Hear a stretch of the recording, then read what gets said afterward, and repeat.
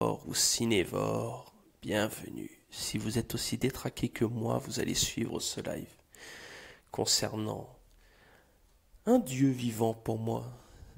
C'est le diable, mais c'est un dieu pour moi.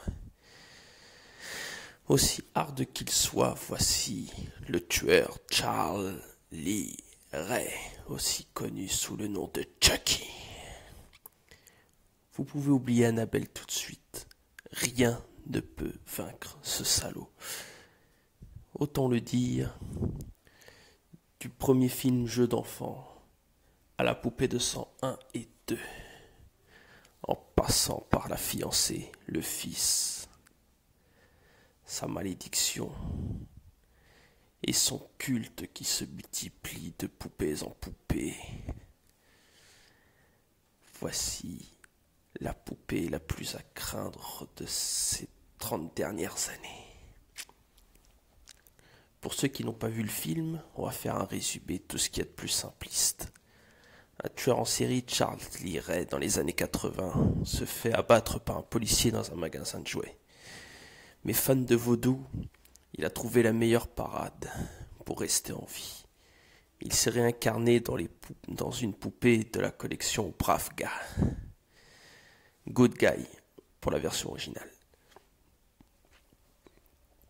Et ce jour va marquer l'esprit de tous ceux qui vont le rencontrer petit à petit. Comment fait-il pour avoir la vie qu'il mène par la suite? C'est parce qu'un petit garçon du nom de Andy Barclay, âgé de 6 ans, est fan d'un dessin animé qui s'appelle Bravga. Il possède tout. Il mange les céréales Bravga, il dort en pyjama Bravga, il joue à Bravga, mais ce qui lui manque, c'est un Bravga. Et pour le jour de Noël, une poupée sort avec 3 phrases différentes. Son seul problème... Et non, c'est même pas pour Noël, c'est pour son anniversaire, pardon. Tout ce qu'il demande, c'est un Bravga à sa mère. Malheureusement, sa mère n'a pas la poupée en question. Par chance, elle va rencontrer un clochard qui va lui permettre de trouver la poupée en question. Évidemment, le jour de son anniversaire, en ouvrant tous ses petits cadeaux, l'enfant est heureux. Ce dont on ne se rend pas compte, c'est que quand il découvre la poupée dit les 3 premières phrases basiques. Mais durant tout le film, ce qu'on ne nous explique pas dans le premier, c'est que Chucky va lui dire plein de choses à faire. Car Chucky a plein d'ennemis, des gens qui l'ont balancé, des gens qui l'ont trahi. Et les uns après les autres, grâce à Andy, sans même qu'Andy le comprenne, tous vont y passer. Quand il veut dormir avec Chucky, la femme qui le garde et qui est aussi une amie de travail de sa mère va l'en empêcher, ce qui fait que la poupée ne va pas apprécier. Car la poupée voulait jouer avec son ami Andy. Résultat, c'est un meurtre par la fenêtre qui a lieu. Et la femme décède. Chucky, plus tard dans le film, va vouloir retrouver un de ses anciens camarades. Chucky voulait se venger de lui. Alors, sans le savoir, Andy va le suivre. Et c'est la mort de ce dernier dans une explosion dans sa maison qui va avoir lieu. Ensuite, après mûres et multiples explications à la police, à un toubib dans un asile, Chucky va essayer de se débarrasser en premier lieu de la mère, ensuite du flic, parce que le flic en question qui s'occupe de l'enquête n'est autre que celui qui l'a tué. Donc évidemment son but sera de l'éliminer. Se rendant compte lors de l'altercation qu'il finit par saigner contrairement à ce que lui avait promis son maître vaudou, il va découvrir qu'il redevient humain en revoyant ce dernier. Évidemment, Chucky va lui demander comment se libérer de la poupée. Le maître vaudou refusera pour commencer et finira tout simplement par craquer lorsque Chucky retrouvera la poupée vaudou de son maître. Le maître lui révèle le secret en lui disant que son seul moyen, s'il ne veut pas rester enfermé dans la poupée pour toujours, c'est de transférer son corps dans la première personne à qui il a parlé. Malheureusement, c'est le jeune Andy Barclay âgé de 6 ans qui en est la cible. Il tue son maître vaudou et part à la recherche d'Andy pour s'assurer de transférer son corps. Évidemment, il retrouve Andy, mais il échoue. Il tuera le psychologue qui ne croira pas la parole d'Andy. Tous deux s'échapperont. Et bien entendu, ce qui arrive. Au fil du temps, la mère et le flic les retrouvent. Et Chucky, malgré de multiples tentatives, décédera. C'est là que 2 ans plus tard à peu près, le deuxième film, Jeu d'enfant 2 comme il l'appelle, ce qui sera appelé plus tard Chucky la poupée de sang en France, racontera son retour inattendu. Comment il revient ? Quelqu'un a juste eu à rafistoler toutes les pièces, à le remettre à neuf. Dans l'usine de jouets qui a créé le succès de la poupée Bravka. Et petit à petit, alors que la mère d'Andy a été internée et que le flic a complètement abandonné toute l'histoire, toute l'enquête, Andy sera tout simplement, en attendant d'avoir une maison d'accueil, dans un foyer. Et pour faire un résumé assez court, il va essayer de le retrouver. Et ça va être encore plus dur parce que Andy finit par trouver une famille d'accueil. Cette dernière, au fur et à mesure, se fait zigouiller. Autant sa maîtresse aussi dans sa nouvelle école, que l'un des employés de l'usine à la fin du film. Et évidemment, comme toute bonne chose a une fin, il va mourir dans l'usine. Mais pour ça, il faut regarder le 2. Dans le 3, une fois n'est pas coutume, on se dit, si on avançait presque de 10 ans l'histoire, l'usine va encore retenter une 3e fois et dernière de réparer la poupée, va essayer de la revendre, et malgré l'histoire d'Andy, ils vont se dire que ce n'est qu'une idée faite dans leur tête. Erreur fatale parce que Chucky tuera le patron de l'usine, trouvera Andy qui, 10 ans plus tard, se retrouve dans un camp militaire, et n'ayant trouvé pour cible en premier qu'un petit garçon qui, au lieu de donner son collier à Andy, l'a ouvert à sa place, va se dire que finalement il a une nouvelle cible. Évidemment, plein de personnes vont mourir. Un éboueur qui a failli écraser Chucky après avoir été jeté par le commandant de l'école en question.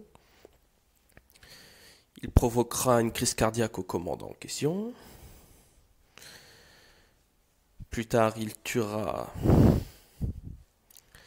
bien entendu, le lieutenant-colonel chargé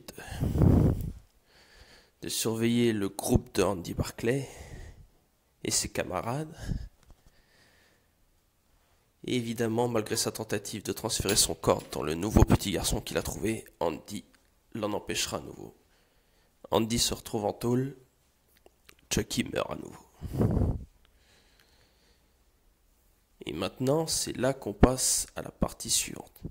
Je sais, je vous fais un résumé, c'est censé être une chronique, mais je vous fais le résumé le plus facile. Qu'est-ce qui se passe ensuite ? Ensuite, Chucky, évidemment, ces morceaux sont donnés à la police qui va les garder comme une pièce à conviction pour les tentatives de meurtre. Finalement, une fille qui s'avère autre être que l'une de ses anciennes petites amies négocie avec l'un des flics chargés de surveiller les pièces à conviction. Cette dernière le tue. Elle tue le flic et récupère les pièces. Évidemment, pour tenter les traces de son ex-petite amie, cette dernière, qui s'appelle Tiffany, va essayer de faire revivre la poupée avec des histoires vaudou, comment ça s'appelle ça, des sortilèges vaudou pour le réanimer. Bien entendu, elle y arrive. Elle qui avait un copain en attendant le retour de Chucky va laisser Chucky le tuer. Pensant que Chucky voulait l'épouser, parce que ce dernier précise qu'il n'est pas censé être le cas. Elle essaie de s'en débarrasser à sa manière, mais finalement, par peur de devenir un simple prisonnier torturé, il va se venger, la tuer et la réincarner dans une nouvelle poupée, la forçant à l'épouser. À partir de maintenant, tu vas m'aimer, m'honorer et mourir. Je ne t'épouserai même pas si tu avais le corps de G.I. Joe. Eh, la pauvre, tu t'es regardé en ce moment? Je ferai pas la maline à ta place. Donc évidemment, ce qui va les mener à un périple pour trouver de nouveaux corps. D'ailleurs, pour info, la fiancée de Chucky, c'est la première fois, et là je parle pour les fans de Grey's Anatomy. Ce sont pour moi, parce qu'il y a sûrement d'autres trucs qui ont dû apparaître avant, les débuts de Izzy Stevens. Bon, c'était mon petit écart, j'avais envie de dire ça, ça me fait marrer. Donc évidemment, ils vont trouver un couple d'adolescents qui, eux, vont vouloir se marier. Par chance, dans l'un des deux concernés dans le couple, l'un d'eux est un voisin de caravane de Tiffany. Tiffany, évidemment, assez maligne, pour retrouver l'amulette de Chucky qui leur permettra de transférer leur corps. Va laisser de l'argent et un mot pour que ces derniers s'enfuient, puissent aller dans le New Jersey et leur permettre de transférer leur corps. Et c'est là que le périple commence. Tout l'entourage du jeune couple va y passer. En premier lieu, l'oncle et flic de la jeune fille. Et encore, c'est pas le premier. Si, c'est le premier, parce qu'il se retrouve dans la malle. Ensuite, il y a le flic fouineur et un peu susbite de l'oncle en question, qui lui va carrément se faire brûler sa bagnole par Chucky. Finalement, ce qui est censé servir de cadavre d'oncle va se réveiller et va se faire poignarder par Chucky pour finir le travail. Qui d'autre y passe? Le meilleur ami qui essaye de persuader le couple qui ne sont pas les vrais tueurs. Il va se faire éclater par un camion de manière très facile. D'ailleurs, si vous êtes malin, mettez pause à plusieurs reprises. Vous allez voir que logiquement, ils ont dû jeter une belle pastèque dessus parce que ça éclate comme une pastèque. Ensuite, comme ils se font rechercher pour pouvoir éviter de se faire repérer avec leur voiture, ils vont devoir tuer un pauvre couple de vieux en leur piquant leur caravane. Bien entendu, pour info, ce qui mène au 5, c'est que c'est la seule et unique fois qu'on verra Chucky en plein ébat sexuel dans un hôtel, après avoir tué un couple qui a essayé de piquer l'argent du jeune couple. Et pendant les fameux ébats, ça vous comprendrez à la fin. Donc pour revenir à la fin du film, ils arrivent dans le New Jersey, ils creusent la tombe. Évidemment, il y a le cadavre de Chucky en humain, décomposé comme jamais. Et c'est là que ça va partir en vrille, parce qu'au final, Chucky, en ayant marre de sa fiancée, va essayer de s'en débarrasser au mieux. Surtout avec l'espèce de mini-combat qu'il y a entre le couple et le couple maléfique en poupée. Et malgré toutes les tentatives, ces deux derniers vont crever. Autant Chucky le premier que Tiffany. Et attention, pour ouvrir le bal et ce qui va mener au chapitre suivant, quand le flic finit par essayer de cacher l'histoire, parce qu'il en a marre de chercher qui est coupable ou non, en voulant ramasser le corps de Tiffany, il va se rendre compte que cette dernière pousse un cri et d'un seul coup, un bébé monstrueux en sort. Et là, c'est là que s'achève le film de la fiancée de Chucky. Dans le 5e, et alors là, mesdames et messieurs, c'est là que tout part en vrille. Le fameux fils de Chucky apparaît enfin. Et encore, il est moitié fille, moitié garçon.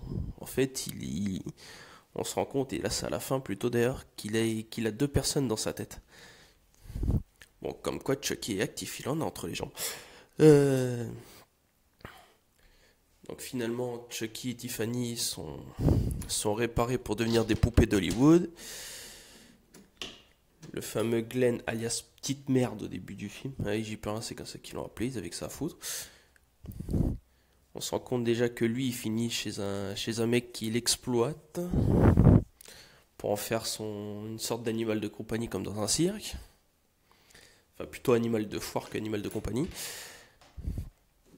Ce dernier s'enfuit en voyant Chucky et Tiffany à Hollywood, pensant qu'ils sont vraiment vivants. Il s'échappe, les réanime. Et là, évidemment, pour un couple qui s'était bien engueulé dans le dernier, d'un seul coup, c'est le retour des amoureux. Le petit gamin se présente, leur montre comment ça peut être vrai, ceci, cela, blablabla. Bla. Ils vont essayer de trouver de nouveaux corps. Ils vont vivre dans la maison de l'actrice Jennifer Tilly, qui, pour info d'ailleurs, est l'actrice qui joue Tiffany dans le 4, le 5, le 6 et le 7. Et encore, je dis dans le 6, je suis gentil, on la voit 2 secondes à la fin. Donc ils vont essayer à Hollywood de trouver de nouveaux corps. Tiffany pour le corps de Jennifer. Jennifer essayant d'avoir un rôle avec Redman dans un film, Chucky veut le corps de Redman. En ce qui concerne Glenn ou Glenda, alias Petite Merde, parce que c'est plus drôle de l'appeler Petite Merde d'ailleurs. Lui, ils réfléchissent encore et encore. Et leur idée, foutre Jennifer Tilly enceinte. Bon, ils y arrivent. Comme ça leur permet de régler le problème. Juste avant, évidemment, ayant un enfant, Glenn va essayer de comprendre pourquoi Chucky, Tiffany adorent tuer, nanana. Donc il règle, donc il discute avec eux, ils disent pas de problème, on va essayer d'arranger ça. Chucky, traître comme il est, bon ça on le connaît, il finit par emmener son fils quelque part pour essayer de tuer un photographe qu'il a trouvé en train de faire sa petite affaire. Mais bon, ça faut regarder le film et je vous montrerai pas de photos. Et je vous dirai pas tous les mots non plus, j'ai pas envie de me faire complètement censurer avec cette vidéo. Et donc ayant découvert qu'il y avait un photographe à la con qui était censé juste prendre Jennifer et Redman en train de coucher ensemble, finalement il chope Chucky. Chucky va essayer de le retrouver. Et en tentant de le tuer, Glenn va essayer de sauver le photographe. Erreur fatale, Glenn en voulant le sauver, tue le photographe. Ce qui est une joie pour un père, d'après Chucky. Plus tard, Tiffany qui dit qu'elle ne tuera pas, voyant que Redman est un sale con, elle va tuer Redman lors d'un repas. Tout ça parce que Redman n'apprécie pas de vouloir travailler avec Jennifer, qui est évidemment tombée enceinte à cause de Chucky et Tiffany qui l'ont torturé, car évidemment Chucky ne pouvant pas coucher réellement avec Jennifer Tilly finit par attraper sa semence et à la mettre dans le corps de Jennifer. Ça va grossir de plus en plus vite du fait que c'est par un sort vaudou qui vont accélérer le processus. Évidemment, à la fin, erreur fatale, Chucky se rend compte qu'il préfère être qui il est, dans une poupée. Tiffany résistant à mort, bah, ça va être un peu la pagaille. Elle finit par essayer de quitter, Chucky. Glenn, devenant à moitié Glenda, finit par se rendre compte que surtout en étant Glenda, il est un monstre incroyable, mais un tueur de sang-froid, encore vraiment dans la trace de son propre père. Ça va être la cata parce qu'évidemment, Chucky, voyant que Tiffany veut vraiment le quitter, il essaie de la tuer. Glenn n'apprécie pas la chose.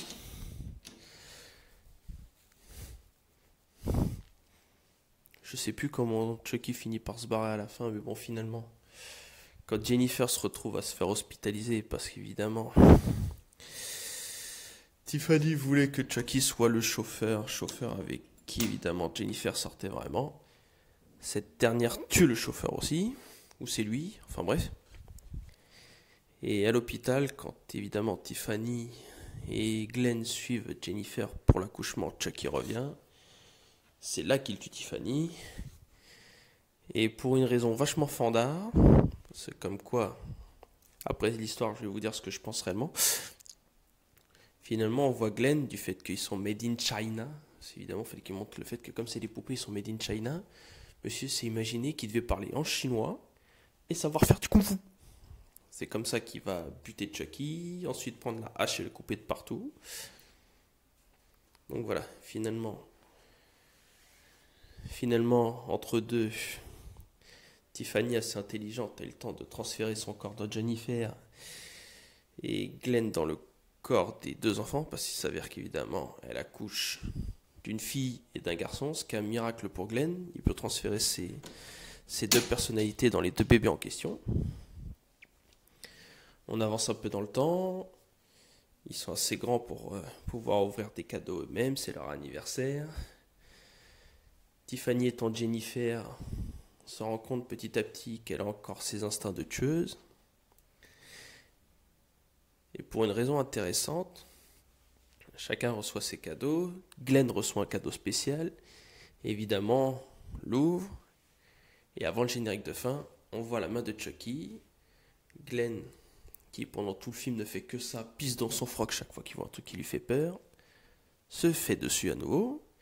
Et d'un seul coup, la main l'étrangle. Scène de fin. Bon voilà, là on se dit, bon, le film est surjoué, il joue un peu trop de scènes comiques plus que de scènes horribles. Je me dis, ça aurait pu passer, ça peut aller encore. Mais là, c'est là où ça m'a gonflé après. C'est qu'il y a un... Je saurais pas dire de combien il y a d'écart entre le fils de Chucky et la malédiction de Chucky, qui en anglais s'appelle The Curse of Chucky. Et erreur fatale des réalisateurs, c'est qu'évidemment, on se demande, mais que deviennent les mômes? Que sont devenus les mômes? Non, d'un seul coup, on nous envoie dans une nouvelle époque. Et là, on tombe sur une nouvelle histoire de famille. Alors, on a une fille handicapée qui, elle, a une nièce aveugle, une sœur qui la respecte pas. Enfin bref, tout le machin tout bidule. Qu'on me demande plus comment apparaît Chucky, parce qu'elle apparaît, c'est tout ce que je me rappelle. Il va foutre sa merde, il va tuer les gens les uns après les autres, autant la maîtresse de la sœur la sœur est censée être mariée, etc. Blablabla. Il va essayer, comme dans les premiers, parce que on va dire c'est un pseudo-remake du tout premier des années 80, va essayer de transférer son corps, ensuite de la petite fille aveugle. Finalement, ça va être une tentative pendant tout le film. À la fin, il finit par crever. Non, même pas. Je crois qu'il crève pas du tout d'ailleurs. C'est juste que la fille handicapée va devenir complètement parano d'après les gens. Elle va se faire interner. Tous les personnages autres sont morts. Et au moment où la petite fille emménage ailleurs, Chucky apparaît. Et là, je comprends mieux pourquoi ils en reviennent un peu à cette histoire dans le 7. Oui, c'est ça, dans le 7, le dernier qui s'appelle Cult of Chucky. Et je dirais pas Retour de Chucky, parce que franchement, ça, c'est un mec qui s'est dit, vas-y, j'ai la flemme de donner un nom, vas-y, je mets Retour de Chucky. Parce que si jamais il y a un 8 pour avoir une suite, il va dire quoi? Retour de Chucky 2 dans un Chucky 8? Bah vas-y, mon gars. Donc on arrive Chucky 7. Donc évidemment, il a essayé de retrouver la fille et tout le machin. Et là où ça a été plus intéressant, c'est qu'ils ont enfin fait un effort. C'est qu'on sait enfin ce que redevient Andy Barclay plus de 25 ans après, facile. Donc il a grandi, il essaie de se trouver une vie, malheureusement, même quand il essaie de se caser avec une fille, ça marche pas. Malheureusement, aux yeux de beaucoup de gens, il est et restera le petit garçon paranoïaque qui s'est imaginé des choses avec sa poupée tueuse. Donc évidemment, lui, il va être obsédé pour essayer de s'en débarrasser le mieux possible. Ça va devenir son obsession. Il en torture carrément le seul morceau de Chucky restant, enfin du moins pour lui à l'origine. Et au final, qu'est-ce qu'on voit? C'est que dans cette histoire, on arrive enfin dans l'asile dans lequel se retrouve la jeune fille handicapée. Et évidemment, elle tombe sur plein de cas qui comprennent, dont un mec qui sait qui elle est, un psychiatre qui essaie de la dissuader, de lui dire c'est pas bon, avec une fille qui a tué son enfant et qui, avec Chucky, va se servir, va l'utiliser comme une sorte d'aide pour lui donner l'impression qu'elle a encore son enfant, alors qu'elle est complètement jetée vu qu'elle l'a tué avant. Un mec aux multiples personnalités. Et une autre, je sais plus c'est quoi son problème, mais bon, elle finit par se faire décapiter par Chucky à un moment. Enfin bref. Ah oui, et une schizophrène qui, elle, justement, va comme par hasard capter le retour de Chucky parce que ce dernier appelle au téléphone pour essayer de retrouver l'handicapé. Et au final, il tombe sur elle. Il la croise dans les couloirs. Et à sa manière, au lieu de tuer l'handicapé, il tue. Il tue logiquement la schizophrène. Ensuite, tous les paranos qui vont pas la croire, évidemment, vont y passer. Donc déjà l'asiatique. J'espère qu'il n'y avait rien de raciste dans cette scène, mais bon, ça après c'est pas moi le réalisateur. Donc qui, elle, par son impression de paranoïa d'après le to-be, va se faire sangler, Chucky va la trouver et va la tuer. Celle avec le bébé, finalement, elle va s'imaginer justement que Chucky est vraiment son enfant et à chaque fois il va revenir. Petite info importante, c'est que Chucky arrive, mais juste avant, le psy donne une autre poupée de Chucky à ses patients. Ce qui va être marrant, c'est que les gens vont pas capter tout de suite que dans les deux Chucky, Chucky a possédé les deux. Seul l'handicapé a un doute au début. Donc après c'est mignon, c'est tout, ça passe, pas de problème. Et donc au fur et à mesure du machin, Andy qui suit de près va comprendre que d'un seul coup, en cherchant sur internet, il y a d'autres meurtres de Chucky partout, et Chucky va lui faire comprendre à sa manière qu'il se multiplie grâce à un autre sort vaudou. Ce qui fait qu'au fur et à mesure, jusqu'à la fin, jusqu'à la mort du psy lui-même, on attend, et au final, quand on voit tous les Chucky qui se multiplient les uns après les autres, on se rend compte que Chucky, au lieu d'espérer d'avoir tout le temps réutilisé la même formule, va pouvoir se multiplier autant dans des poupées de Chucky que dans des êtres humains. Erreur fatale d'ailleurs de Andy, quand il découvre le stratagème, il a caché une autre poupée de Chucky. Il finit par l'envoyer chez le psy, trouve un moyen de se faire interner de manière à ce que le Chucky qu'il a posé lui permette de sortir. Finalement, n'ayant pas calculé son coût, Chucky entre deux a le temps de se multiplier, d'entrer une partie de son âme dans celui de l'handicapé, qui ne l'est plus évidemment, à l'aide de Tiffany, qui est l'une de celles qui a envoyé évidemment le Chucky de base, car évidemment la nièce de l'handicapé, on apprend dans le film qu'évidemment Chucky, malgré plusieurs tentatives en essayant de la posséder, a fini par la faire tuer. Donc l'handicapé est possédé, Andy tue son Chucky en récupérant son flingue, erreur fatale, même en essayant de s'échapper, vu la multiplication, il se fait piéger. Les flics et les toupies arrivent, il est coincé. La Chucky humaine, comme on peut l'appeler maintenant, s'échappe avec Tiffany. Fin de l'histoire. Bon, c'est le résumé que je pouvais faire de mieux des 7 volets d'un coup. Non, maintenant ce que je voudrais dire, c'est que 1, 2, 3, 4, je valide. 5e, ça partait un peu en vrille, on dirait une semi-parodie. Mais il y avait quelque chose jusqu'au bout. Donc je me suis dit, ah si, voilà, ils peuvent pas faire de suite. Bon, finalement, on me dit, il y a une suite. Bon, bah s'il y a une suite, j'espère qu'on en saura plus sur ce que devient Glenn et Glenda. Sauf que dalle.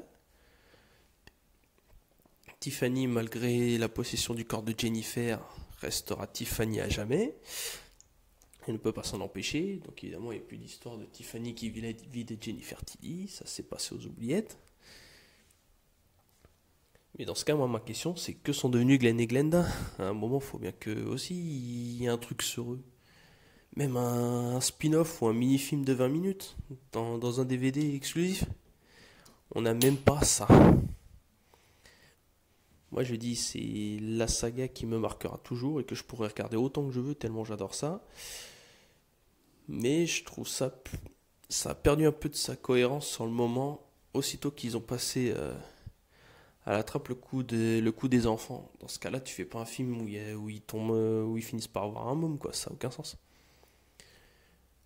En revanche, moi, j'applaudis en 30 ans facile Brad Dourif qui a accepté d'être la poupée la plus monstrueuse que je connaisse pendant 30 ans. Faire la voix, faut vraiment avoir le truc jusqu'au bout et l'envie, parce que j'en connais pas beaucoup d'acteurs qui seraient capables de tenir pendant 30 ans à jouer la même poupée.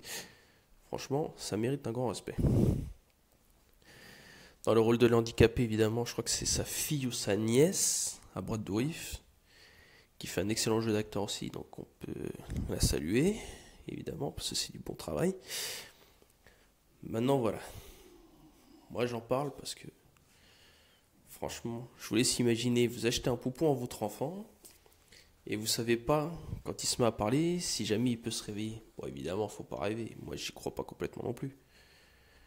Mais je deviendrais ouf si je voyais un jour dans les tabloïds une poupée possédée dans une maison. Elle zigouille toute une famille.